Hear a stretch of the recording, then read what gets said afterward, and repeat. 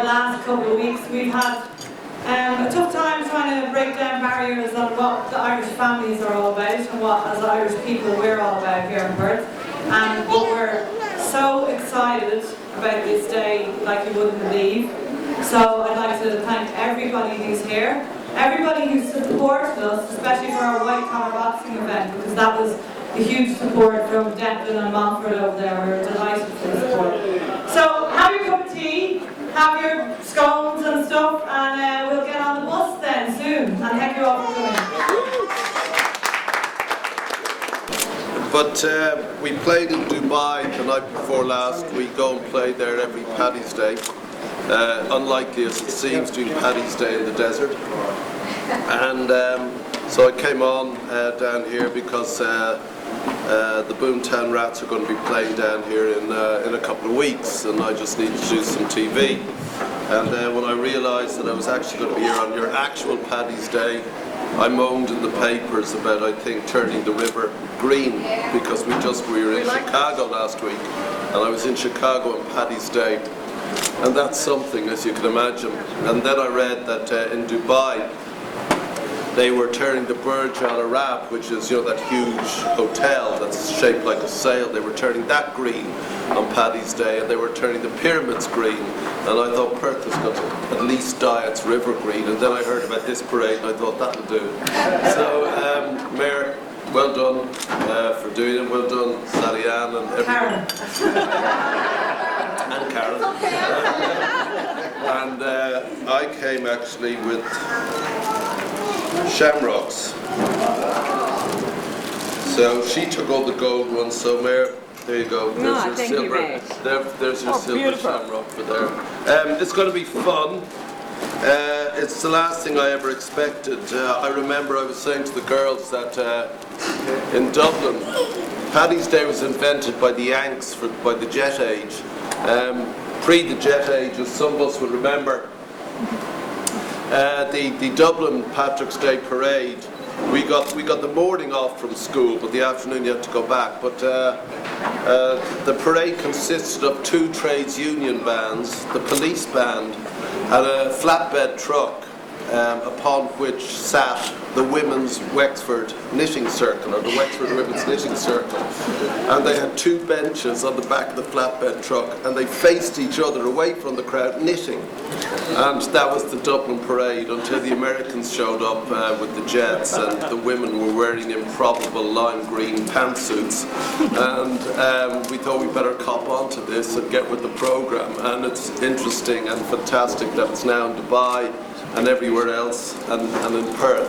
And this year the government wants to get as many people coming back to Ireland, the 170 million of us that there are in the diaspora, and many of us have been involved in that. It's corny sounding, but the country needs all the help it can get at the moment. Once again, I mean, we are the children of the benefits of having to leave, but it is a disgrace that a country can't provide a future for its children.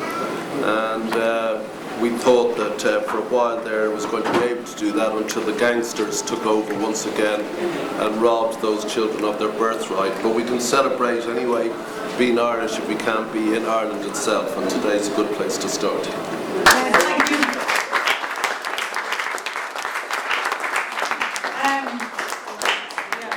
Just talking about turning things green, I don't know if you heard, but the council house is turned green. It was green last night, and it's going to stay green tonight. So I'm delighted with the City of Perth support. City of Vincent. Hold on. I'm delighted with the City of Perth's support of the City of Vincent and their green initiative of keeping it green. So thank you everyone, and I'll pass you over to Alannah for 2 seconds. Thanks very much, Karen, and Bob, fantastic to have you here. When I read in the Sunday Times you're going to be here, I immediately rang Karen and said, bump me as the Grand Marshal, because if we could get actually a real celebrity, it would be fantastic. Also a real Irishman. Also a real Irishman. Also a real Irishman, not just sort of like, Alannah, Geraldine, Cecilia, MacTiernan, a bit of heritage there, but not the real thing. Bob, it's been fantastic that you've been able to join us, and the offer's still there. If you want to be the Grand Marshal, mate, I'll happily allow you the position. But No, you should be the Grand Marshal, but I'd be the Vice Grand Marshal. Somewhat less than Grand well, Marshal. you've probably got more experience in vice than I have, so maybe that's right. I have. But, well, I have got a bit of a reputation, so you might be biting off a bit there. Karen, I just want to also compliment Karen and the Irish families in Australia. It has just been fantastic the way that they have brought this together. And Bob, very much the Irish families in Australia have been focused around this latest diaspora and what has been for so many people a tragedy of having to leave their friends and their country and family. And the work that Karen and her mob have done in creating a community and a home for those most recent migrants is fantastic. And I have to say though, Bob, you know, your loss is our gain, and much as absolutely understand the tragedy that has gone on for so many people with the sort of reckless decisions that were made in that country that have led to such a massive economic decline.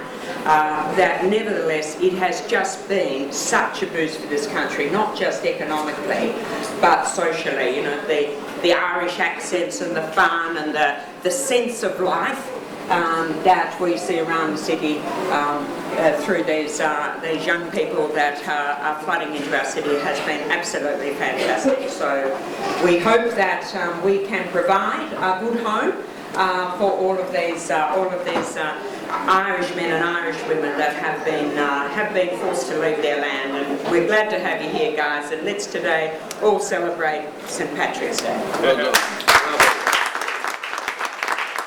Good boy. Hey, look at the camera. Come on. Ready? 1, 2, 3. Okay, mate. Grab another one for you. Yeah. 3, 2, 1. Grab another one for one.